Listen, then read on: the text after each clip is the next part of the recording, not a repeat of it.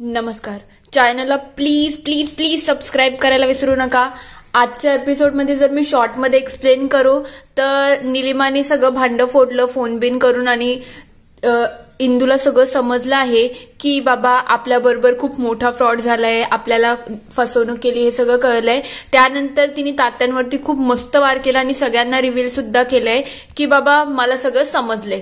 हे सगळं झाल्यानंतर प्रेरणाने जो काही स्टँड घेतला आहे तो आज खरंच खतरनाक भारी आहे. चला बघूया डिटेलमध्ये आजच्या एपिसोडमध्ये काय काय घडलंय. नमस्कार.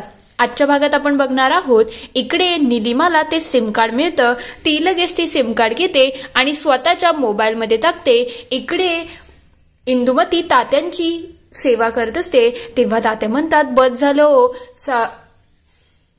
विहीनबाई, मला आता आराम करायचा आहे, मला झोपू द्या, हे सगळं नका करू, मी तुम्हाला रिक्वेस्ट करतो. तेव्हा ते म्हणतात ठीक आहे, काही हरकत नाही. तेवढ्यात त्यांचा फोन सुद्धा वाजतो. लगेच त्या फोन घ्यायला बाहेर जातात आणि म्हणायला लागतात तात्या तुम्हाला तर माझी खूप आठवण येते वाटतं, म्हणून तर वारंवार तुम्ही मला फोन करताय, मी तुमची सेवा करते ते तुम्हाला पटते ना. तेव्हा निलिमा म्हणते काय चाललंय तुमचं, काय बोलताय. ते बघता तात्या म्हणायला लागतात निलिमा म्हणायला लागते. निलिमाचं बोलणं ऐकून इंदुमती म्हणायला लागते खरं म्हटलं तर तात्या तुमचा आवाज इतके दिवस गोड होता, मग अचानक काय झालं तुमच्या आवाजाला, सगळं बेकार झालं का, म्हणजे तुमचा आवाज एवढा खराब कसा काय झाला, मला तर काही समजत नाही, तुमची तब्येत खराब आहे का. तेव्हा इकडे निलिमा सांगायला लागते इंदुताई काय बोलताय तुम्ही, मी निलिमा आहे. ते ऐकल्यानंतर इंदू अजूनच रडते आणि म्हणते अच्छा निलिमाताई तुम्ही गेल्या पण, आणि कोणी मला कळवलं सुद्धा नाही. आत्ता मला माझ्या बापांकडून कळते की तुम्ही गेल्या सुद्धा. बघा बघा तिथे माझी किती फौज आहे ना, लोक किती माझी काळजी करतात, म्हणून तर माझे नाना मला स्वर्गातून कॉल करतात आणि आता तुम्हालाही बोलायचा चान्स मिळाला आहे ना. खरंच मला खूप छान वाटत आहे की तुम्ही सुद्धा स्वर्गात गेल्या आहेत. खरंच तुम्ही लवकर गेला आणि कोणी मला कळवलं सुद्धा नाही. तेव्हा निलिमा म्हणते काय बोलताय तुम्ही इंदुताई, तुमचं तुम्हाला तरी कळते का, मी कुठे गेली बिली नाही आहे, मी इथेच आहे आणि धडधाकट सुद्धा आहे. तेव्हा ती म्हणते असं कसं, हे तर माझ्या नानांचा नंबर आहे ना. तेव्हा निलिमा सांगायला लागते अहो हा तुमच्या नानांचा मिनांचा नंबर नाही आहे, हे सगळं माझ्या घरामधून घडलं आहे. आणि तुम्हाला माहितीये का तो आवाज कोणाचा होता, माझ्या जावयाचा. या लोकांनी तुम्हाला मिळून फसवलेला आहे. तुम्ही त्या तात्यांना नाना समजताय म्हणून तर त्यांना तुम्ही घरामध्ये घेतलं. हे सगळं अजून कोणी नाही तर तुम्हाला माहितीये का कोणी केलं आहे, तुमच्या मुलाने आणि तुमच्या सुनेने केलं आहे. आणि माझ्या मरण्याच्या तर तुम्ही बातच करू नका, मी एकटी जाणार नाही, मी तुम्हालाही बरोबर घेऊन जाईल आणि अजून 5 लोकांना बरोबर नेईल, कारण की मी निलिमा आहे, मी सहजासहजी कोणची पाठ सोडत नाही आणि तुमची तर बिलकुलच सोडणार नाही. हे आठवण ठेवा. हे सगळं कोणी केलं आहे आणि का केलं आहे हे तर तुम्हाला खूप छान प्रकारे माहिती आहे. तरी सुद्धा सांगते माझं चेडू, माझा जावई, त्यानंतर तुमची सून आणि तुमचा मुलगा या सगळ्यांनी मिळून केलं आहे, कारण की त्या वल्लरीला स्वतःच्या बापाला आपल्या घरामध्ये आणायचं होतं ना, त्यामुळे हे कटकारस्थान झालं आहे. आता तुम्ही या गोष्टी डोक्यात फिट करा आणि बघा तुम्हाला काय करायचं आहे. हे सगळं ऐकल्यानंतर इंदुमती अक्षरशः आग बबूला झालेली असते की माझ्या बरोबर एवढा मोठा फ्रॉड कसा काय करू शकतात. ती अक्षरशः चिडून गेलेली असते. तर दुसऱ्या दिवशी सकाळी इकडे मनोज सांगत असतो अपॉइंटमेंट तर फिक्स झाली आहे, पण डॉक्टर अजून काही डॉक्युमेंट्स हवे आहेत का. तेव्हा डॉक्टर सांगतात त्यांच्या जुन्या सगळ्या रिपोर्ट घेऊन या, म्हणजे कसं टेस्ट करायला सोपं जाईल. वल्लरी इकडे म्हणायला लागते अहो याच्यामध्ये सगळे डॉक्युमेंट्स घेतले आहे, अजून काही गरज तर नाही ना. तेव्हा ते म्हणते नाही मी आता पुढे जातो आणि कॅश काढून घेतो. तेवढ्यात तिथे इंदुमती येते आणि ती म्हणायला लागते काय आता तुम्ही डॉक्टरकडे चालले आहेत का, लेकीच्या घरी आले, 4 दिवस पाहुणचार केला, तिथपर्यंत ठीक होतं, आता जावयाच्या पैशावरती तुम्ही डॉक्टरांकडे सुद्धा जाणार. मला सांगा ना, हे जर गावाला कळलं तर लोकांना पटेल का, म्हणजे तुम्ही आता जावयाच्या पैशावरती जगणार आहेत, हे तुम्हाला तरी पटतंय का, एकदा तुमचं तुम्हीच विचार करा. तेव्हा तात्यांना थोडं वाईट वाटायला सुरुवात होतं. मनोज लगेच मध्ये येतो आणि म्हणायला लागतो आई तुझं काय चाललं आहे, गावाला हे सगळं सांगायची काय गरज आहे की तात्यांच्या इलाजासाठी माझे पैसे लागले की कोणाचे पैसे लागले, उगाच वाटेल ते बोलू नको. तेवढ्यात इंदू म्हणायला लागते, मी काय चुकीचं बोलते?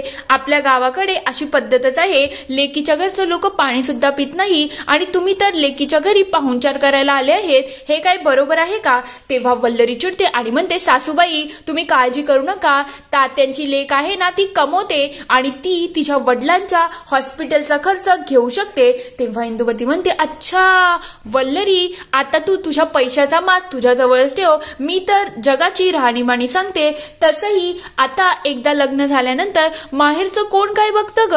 मला सांग ना, तू ज्या प्रकारे माझ्याशी वागते ते बरोबर आहे का? आणि तू स्वतःच्या तात्यांसाठी पैसे तर वापरशील, पण एक गोष्ट आठवण ठेव, तुझ्याच एवढे पैसे माझा मुलगा तरी कमवतो आणि त्याच्याचमुळे हे सगळं सुरू आहे ना. तेव्हा तात्या म्हणतात, हे सगळं काय सुरू आहे? मला डॉक्टरकडे जायचंच नाही आहे. तेव्हा इंदुमती म्हणते, बरोबर आहे तुमचं, तसंही आता 4 दिवसाचा पाहुणचार झाला असेल तर तुम्ही तुमचा परतीचा तिकीट तर काढायलाच पाहिजे ना. तेव्हा वल्लरी म्हणते, तात्या ऐकून घ्या, तुम्ही सासूबाईंचं बोलणं मनाला लावून घेऊ नका. तेव्हा तात्या म्हणतात, काय ग वल्लरी, तू सासूशी असं कसं काय बोलू शकते? ती तुझी सासू आहे, पहिले सासूची माफी माग, अशा पद्धतीने आम्ही तुला बोलायला शिकवलं नाही आहे. तेव्हा ती म्हणते, ते वेगळं आहे तात्या, पण आपल्याला हॉस्पिटलला जाण्याची गरज आहे, प्लीज तात्या समजून घ्या, तुम्ही आजारी आहेत आणि मी सुद्धा तुमची लेक आहे ना, मग आपण का बरं हॉस्पिटलला जायचं नाही? तेव्हा ते म्हणतात, मला कुठेच जायचं नाही, माझं जे काही होईल ना आता माझ्या गावालाच होईल, माझी तिकडे खूप सारी कामं पडली आहेत आणि इंदुताई जे बोलतायत ते बरोबरच आहे. गावामध्ये समजलं की मी जावयाच्या पैशावरती हे सगळं करतोय तर किती माझी थुतू होईल आणि हे सगळं मला नाही पाहिजे. पाहुणे, माझं एक काम करू द्या, मला मुंबईचं फारसं काही माहिती नाही आहे, मग माझ्या घरी जाण्याचं दुपारचं तिकीट काढा, म्हणजे कसं मी माझ्या घरी जायला मोकळा होईल. हे ऐकल्यानंतर वल्लरीला खूप वाईट वाटत असतं. ती म्हणायला लागते, तात्या एकदा ऐकून तर घ्या. मनोज सुद्धा म्हणतो, तात्या ऐका ना हो, तुम्ही असं का हट्ट धरताय? तेव्हा ते म्हणतात, नाही मला हे पटत नाही आहे, मला माझ्या घरी जायचं आहे, मला आता इथे राहायची इच्छा सुद्धा नाही. ते लगेच घराच्या बाहेर जातात. हे सगळं होत असताना इंदुमती लगेच वल्लरीच्या समोर येते आणि म्हणायला लागतात, याला काय बोलतात तुला माहितीये का वल्लरी? जशास तसं आता तुम्ही माझ्या बाबतीत जे काही वागले आहेत ना त्याची फळं तर तुम्हाला भेटतीलच आणि तेच हे आहे, मला तात्या आणि नानांमध्ये तुम्ही कन्फ्यूज केलं ना, त्यामुळे आता तुझ्या तात्यांचं या घरातला पुढचा एक एक घास किती जड करते ना हे बघतच राहा. ही सुरुवात आहे, आता याचा शेवट मीच करेल. इंदुमती लगेच तिथून निघून जाते. तेव्हा मनोज आणि वल्लरी विचारतात, हे सगळं कोणी केलं असेल आणि सासूबाईंना हे सगळं कोणी सांगितलं? दुसरीकडे निलिमा इकडे कबुली देत असते, हो हे सगळं मीच केलं आहे, मीच सगळ्या गोष्टी सांगितल्या, कारण की मला सांगा ना, तुम्ही त्या इंदुताई सारख्या साध्या बाईला का फसवत होत्या? त्यांच्यासमोर त्यांच्या वडिलांना उभं करून त्यांच्याकडून त्या तात्यांची सेवा करून घ्यायची होती का? हे किती चुकीचं आहे तुमचं, तुम्हाला तरी कळतंय का? तेव्हा प्रेरणा म्हणते, काय चुकीचं आहे मला आई सांग ना, आम्ही चुकीची पद्धत घेतली असेल, पण मला तू सुद्धा सांग ना, इंदू काकींना जर सरळ सरळ विचारलं असतं की वल्लरीच्या वडिलांना इथे आणायचं आहे तर इंदू काकी ऐकल्या असत्या का? तू का आता गप्प राहिली? बोल की, सांग की त्या ऐकल्या असत्या का? आणि तू ज्या हिशोबाने बोलते ना, इंदू काकी किती काय आहेत ना हे सगळं तुला सुद्धा माहिती आहे. आणि मला एक सांग ना, मुलीने जर आपल्या वडिलांची काळजी घेतली तर त्यामध्ये काय चुकीचं आहे? मुलगी ही एकुलती एकच आहे ना त्यांना, मग त्यांना बागेपुढे कोणीच नसताना, त्यांची बायकोही नसताना त्यांचा खर्च कोण बघेल? आणि एक सांग ना, त्यांच्या आजारपणामध्ये जर त्यांची मुलगी त्यांच्या पाठीशी उभी राहिली नाही तर काय फायदा त्या आजारपणाचा? तेव्हा इंदुमती ची साईड घेत इकडे निलिमा म्हणायला लागते, पण आपल्या समाजामध्ये हे चालत नाही. खरं म्हटलं तर एकदा लग्न झालं की मुलीसाठी तिचं माहेर तुटलेलंच असतं आणि तिला तिच्या माहेरचं नाही तर सासरची काळजी घ्यायला पाहिजे, हे सगळ्यांनी कायम आठवण ठेवावं. तेव्हा प्रेरणा म्हणायला लागते, अच्छा असं आहे का आई, हे सगळं तू बोलते का? एकदा आता तूच विचार कर की यानंतर तुझा काय होणार आहे, कारण की तू तर या मुलीचं म्हणजे स्वतःच्याच मुलीचं माहेर पण सुटू नये म्हणून तुझं कितीतरी वेळा लग्न मोडण्याचा तूच प्रयत्न केला, कारण की तुझा, तनुजा, बाबांचा घर खर्च कसा जाईल यासाठी तू माझं लग्न होऊ देत नव्हती, कारण की तुझ्यासाठी तर मी ATM कार्ड होती ना, म्हणजे तुझ्यासाठी पैसे कमवण्याची मी मशीनच झाली होती. त्यामुळे तुने कितीतरी वेळा माझं ठरलेलं लग्न मोडलं, काय काय खोटे नाटे कारण सांगितले. जर मी पळून गेली नसती ना तर आतापर्यंत सुद्धा माझं लग्न झालं नसतं, म्हणून तू तरी या गोष्टी बोलू नको. आणि तू काय बोलते माहेर तुटावं, तू अजून सुद्धा माझ्याच घरामध्ये आहे,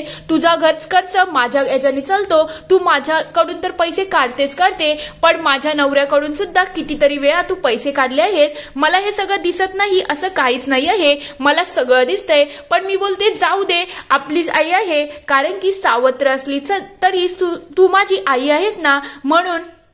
पण आता हे सगळं चालणार नाही आहे, मला आता हे ऐकूनच घ्यायचं नाही. तेव्हा निलिमा म्हणायला लागते, जावई बापू बघा ना, आता माझीच मुलगी माझ्याशी अशी वागणार का? मी काही चुकीचं बोलते का? मला सांगा ना, माझं काही चुकलंय का? तुम्ही खोटं बोलले आणि त्याच्याचमुळे मी सगळं खरं खोटं केलं ना. तेव्हा प्रेरणा म्हणते, अच्छा आई, तू आता खरं खोटं केलं का? मग आता एक गोष्ट आठवण ठेव, मला तुझी गरज नाही आहे. आता तू एक काम कर, तू तुझ्या घरी गेलेली जास्त चांगली आहे आणि परत इथे येऊ नको. माझ्या बाळणपणामध्ये तू इथे नसलेलीच माझ्यासाठी जास्त चांगली आहे, कारण की तेच मला चांगलं वाटते. आणि तुने जे केलं आहे ना, त्यानंतर वल्लरीच्या आयुष्यात तर प्रॉब्लेम निर्माण झाले आहे. पण आता एक गोष्ट आठवण ठेवायची, यानंतर तुझा आणि माझ्या सासरक्यांचा काही संबंध नसेल. तूच म्हणाली ना मुलीला माहेर तोडायचं असतं, मग आता समज मी सुद्धा माहेर तोडलं आहे. आता फक्त आणि फक्त मी माझ्या सासरचीच काळजी घेणार आहे आणि सासरमध्ये तू येत नाही. मग यापुढे माझ्याकडून